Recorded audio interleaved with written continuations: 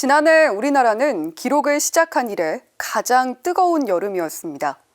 이상기후가 계속되면서 농민들은 기후변화의 최전선에서 피해를 보고 있는데요. 필요한 대책은 무엇인지 이정민 기자가 보도합니다. 경기도 양평군에서 20년 넘게 농사를 지어온 최유왕 씨. 900평짜리 밭에 양파와 무, 양배추 등을 키우고 있습니다. 하지만 지난해 키우던 무의 절반을 버려야 했습니다. 무는 8월에 밭에 씨를 뿌리는 파종을 하고 11월경 수확을 하는데 예상치 못한 폭염이 변수였습니다. 처음에 시작 발화가 제대로 돼야지 이게 농사가 되는 건데 발화가 많이 안 됐고 발화되는 것도 새싹이 타 죽고 그래가지고 최 씨는 기후가 점점 예측 범위를 벗어나고 있다고 우려합니다. 변동 폭이 이제 어느 정도냐에 따라서 이제 적응을 하고 못하고 뭐 그렇게 되는 거 아니겠어요? 많이 특별했죠. 와, 여름에 그렇게 뜨거울 줄은 몰랐네. 그러니까 이제 어찌할 바를 모르겠더라고요. 어찌할 바를 대응을 못 하겠어. 이곳이 지난해 무를 심었던 밭입니다. 예상치 못한 폭염에 5번 파종했는데요. 그 때문에 보시는 것처럼 무 크기도 평균에 못 미쳐 상품성이 떨어집니다.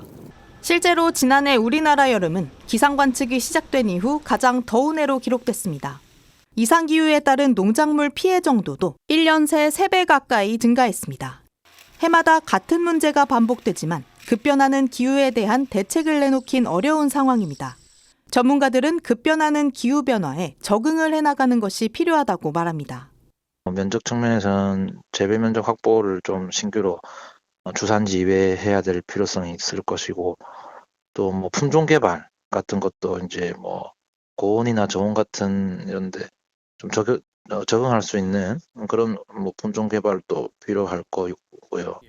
경북 봉화군에서 50년 넘게 농사를 지은 이상식 씨는 임시방편이 아닌 기후위기를 근본적으로 해결해야 한다고 목소리를 높였습니다.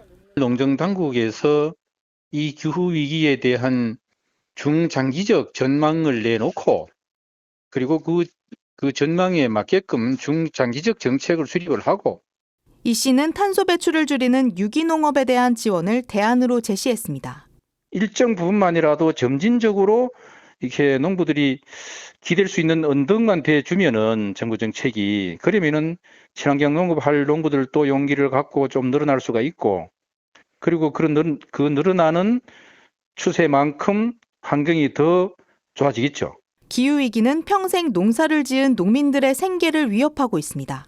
그분들이 평생 농사만 지으셨지만은 지금까지 쌓았던 경험들이 거의 무용지물이 되는 거예요. 단순하게 판로나 그런 것들이 아니라 농사를 지속할 수 있는지에 대한 고민들이 계속 생기는 거예요. 기상청은 2025년 여름 기후 전망 보고서를 통해 올해 여름은 예년보다 기온이 높을 것이라고 내다봤습니다. 농민들의 근심은 더욱 짙어지고 있습니다. CPBC 이정민입니다.